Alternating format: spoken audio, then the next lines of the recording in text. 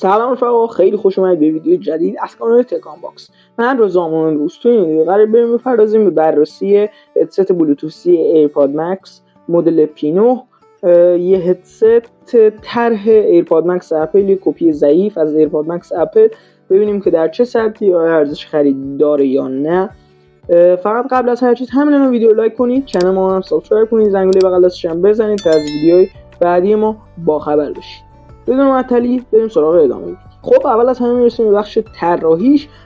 طراحی تقریبا شبیه به ایرپاد مکس اپل داره، چون های کپی نیست و خیلی از چیزاش شبیه نیست و جنس خیلی خوبی نداره، جنسش از پلاستیکه و یکم اگه فشار زیاد بیارید احتمال شکستنش زیاده. ابر داخلش مدت طولانی میتونه روی گوش اذیتتون کنه و به این شکل میتونید اون رو باز و بسته کنید و سایزش رو یکم افزایش یا کاهش بدید. اما خب بازم میگم اگه فشار زیاد بیارید احتمال شکستنش زیاده. و خب در این قسمت اگه خود ایرپاد مکس یه ابر خیلی ریزی باید در این قسمت بالا بود که سر رو مدت طولانی اذیت نکنه روی گوش، ولی خب این تمام از پلاستیک و بازم میگم احتمال داره بشکنه. خب بریم سراغ دکمه هاش. روی بدنه و روی گوشی سمت راستش 4 تا دکمه مشاهده میشه و چند تا پورت. اولیش دکمه آن آفشه که اگر نگهش دارید هدست خاموش یا روشن میشه.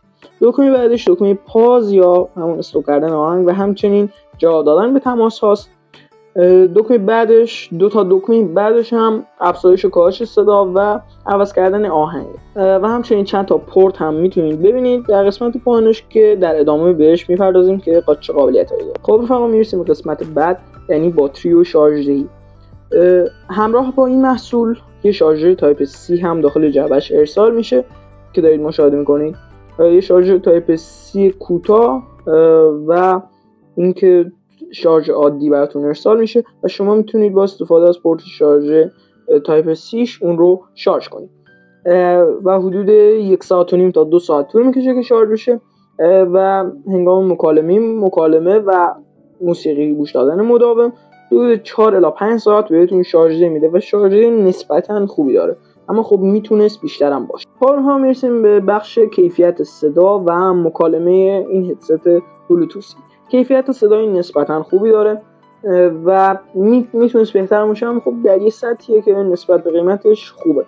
اما خب مکالمش اصلا خوب نیست، یعنی میشه گفت اصلا رو مکالمش حساب نکنید، بیشتر برای آهنگ گوش دادن میتونید اگر ازش استفاده کنید و شارژش هم خوبه که گفتم حدود 4 الی 5 ساعت بهتون شارژ میده. اما خب اگر مدت طولانی روی گوش باشه اون ابرش میتونه گوشتون رو اذیت کنه و یکم گوشتون قرمز میشه و همچنین اینم جا داره که بگم که اینم یکی از نقاط ضعفش، اینکه اگر صدا رو خیلی بزنید بالا به بیرون درز میکنه و این خودش خیلی بده. خب رفقا میرسیم به بخش جذابش، یعنی قابلیت های این محصول.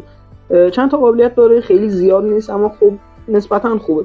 اولین قابلیتش هم قابلیت بلوتوثه. شما میتونید با گوشی بلوتوثتون رو روشن کنید و بهش وصل بشید و آهنگاتون رو گوش بدید. قابلیت بعدی که میتونه کاربردی باشه و جاهایی که نمیتونید گوشیتون رو ببرید، ساپورت کردن USB و همچنین کارت SD یا همون رمه و یه پورت رم داره. شما میتونید رمتون رو وصل کنید و آهنگای داخل رم براتون پخش میشه و همچنین یه پورت USB، یه پورت تایپ C داره، هم برای شارژ کردنش و هم برای USB که شما اگر یک کابل OTG داشته باشید، OTG USB تایپ A یا USB تایپ C که شما بهش وصلش کنید میتونید آهنگای داخل USB یا فلشتون رو به راحتی گوش کنید. قابلیت بعدی که این میتونه کاربردی باشه همین کابل AUX که شما میتونید اگر که نمیخواید خیلی شارژ زیادی مصرف کنید و از بلوتوثتون استفاده کنید به گوشی وصلش کنید با کابل AUX و به راحتی بتونید با کابل آهنگتون رو گوش بدید و نویز کمتری هم ایجاد بشه. میرسیم به قسمت آخر ویدیو، یعنی قیمت و نحوه خرید.